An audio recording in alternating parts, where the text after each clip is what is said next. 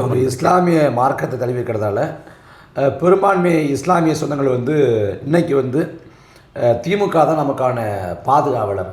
அவங்க மொழியை சொல்கிறதுன்னா சிறுபான்மை பாதுகாவலர் அப்படின்னு சொல்லி நம்மளை வந்து பாஜக பி டீம் அப்படின்னு சொல்லி ஒரு கருத்துருவாக்கம் செய்யுது.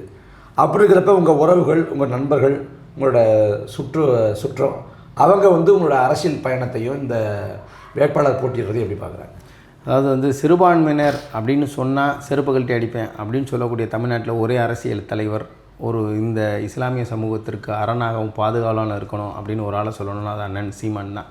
வேறு யாரும் அந்த வார்த்தையை சொல்லி அந்த சிறுபான்மையினர் வார்த்தையை சொல்ல அனுமதிக்கிறதே, எல்லோரும் அதை சொல்கிறதை பெருமையாக நினச்சிக்கிறாங்களா, இல்லை அவங்களுக்கு திமுக வந்து சிறுபான்மையினர் இஸ்லாமியர்களை சொல்லி அவங்களுக்கே நாம் சிறுபான்மையினர் தான் போன்ற ஆழ் மனத்தில் போய் அவங்கள உணர வச்சுட்டாங்க. இந்த சமூகம் அவ்வளோ பெரிய அவலமான நிலைக்கு போயிடுச்சு. ஆனால் அண்ணன் சொல்கிறாரு, நீங்கள் இஸ்லாமியர்களாய் உணர்வதை விட தமிழர்களாய் நில்லுங்க, அதுதான் உங்களுக்கான அறல்.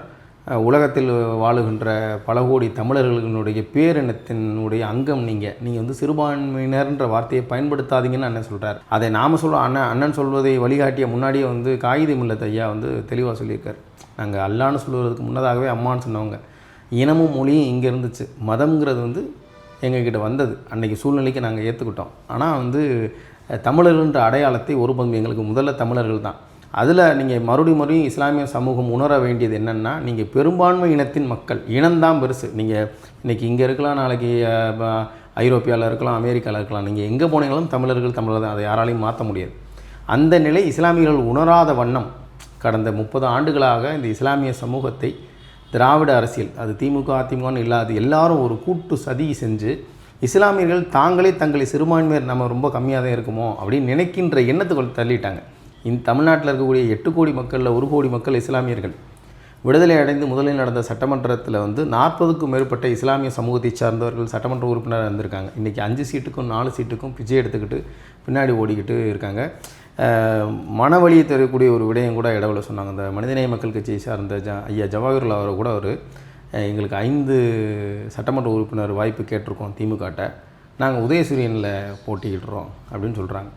அப்போ இந்த சமூக இஸ்லாமிய தலைவர்கள்னு சொல்லக்கூடிய இந்த தலைவர்கள் திமுகவின் பின்னாடி அவர்களுடைய நாடகத்திலையும் அவங்களுடைய அந்த தேவையற்ற கபட நாடகத்தையும் ஏமாந்து அவர்கள் பின்னாடி போய் நான் உதயசூரியன் சின்னத்தில் போட்டியிடுவேன்னு சொல்வது வந்து இந்த சமுதாயம் எவ்வளோ அவலமான நிலையில் இருக்குது, கடுமையான பின்னோக்கி நகருது. ரொம்பவும் கூர்மையாக அறிவு சார்ந்து இயங்கக்கூடிய மக்கள் இஸ்லாமிய மக்கள். ஆனால் இன்றைக்கி அப்படி இருக்காங்களான்னா அது இல்லை. அந்த நிலை மாறணுன்ற முயற்சியை அண்ணன் பெருவாரியாக எடுத்துக்கிறாங்க. காலம்